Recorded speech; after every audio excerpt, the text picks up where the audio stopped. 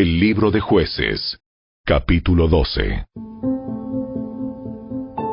Luego los hombres de Efraín movilizaron a un ejército y cruzaron el río Jordán hasta Zafón.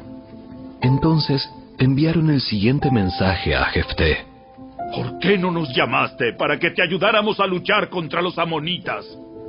¡Quemaremos tu casa contigo adentro! Jefté respondió: Yo los convoqué cuando comenzó el conflicto, pero ustedes se negaron a venir. No quisieron ayudarnos a luchar contra Amón. De modo que al ver que no vendrían, arriesgué mi vida y salí a combatir sin ustedes. Y el Señor me dio la victoria sobre los amonitas.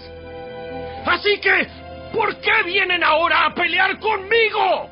Ustedes, los de Galaad, no son más que fugitivos de Efraín y de Manasés.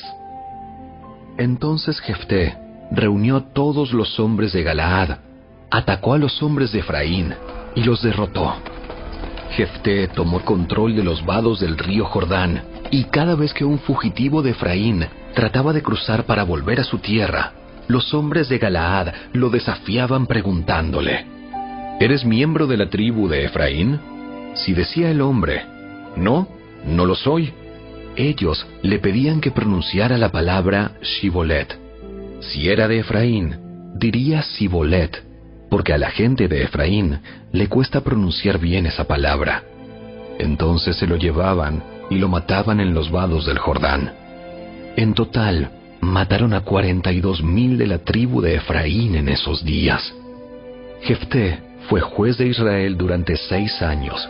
Cuando murió, lo enterraron en una de las ciudades de Galaad. Después de la muerte de Jefté, Ibsán de Belén fue juez de Israel.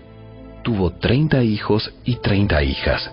Envió a sus hijas a casarse con hombres que no pertenecían a su clan, y trajo 30 mujeres jóvenes que tampoco eran de su clan para que se casaran con sus hijos.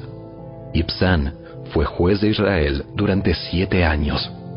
Cuando murió, lo enterraron en Belén. Después de la muerte de Ibsán, Elón, de la tribu de Zabulón, fue juez de Israel durante 10 años.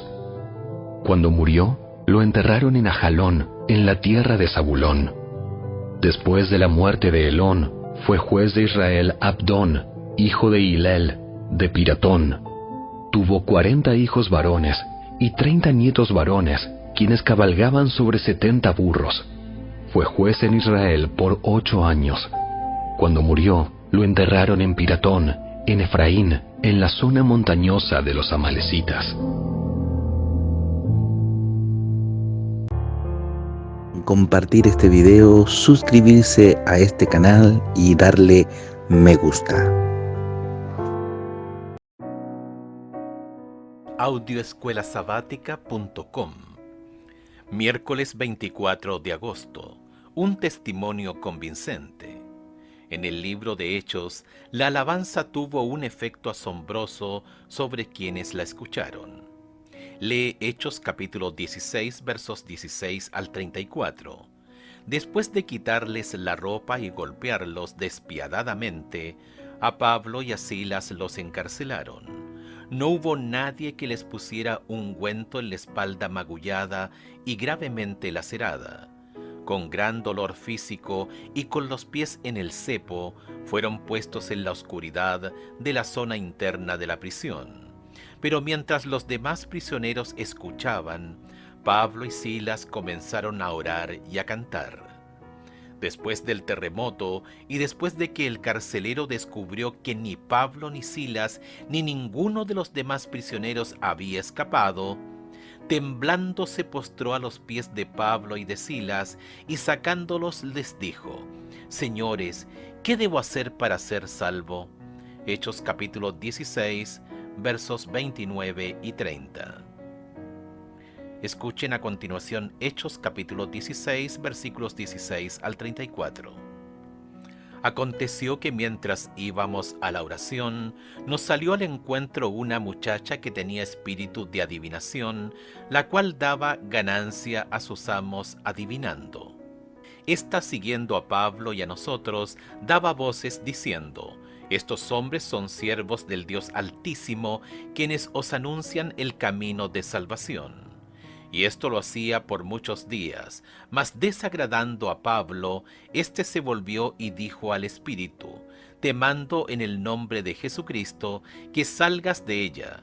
Y salió en aquella misma hora. Pero viendo sus amos que había salido la esperanza de su ganancia, prendieron a Pablo y a Silas y los trajeron al foro ante las autoridades. Y presentándolos a los magistrados dijeron: Estos hombres, siendo judíos, alborotan nuestra ciudad y enseñan costumbres que no nos es lícito recibir ni hacer, pues somos romanos.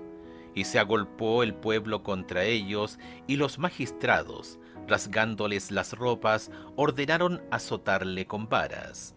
Después de haberles azotado mucho, los echaron en la cárcel, mandando al carcelero que los guardase con seguridad, el cual, recibido este mandato, los metió en el calabozo de más adentro y les aseguró los pies en el cepo.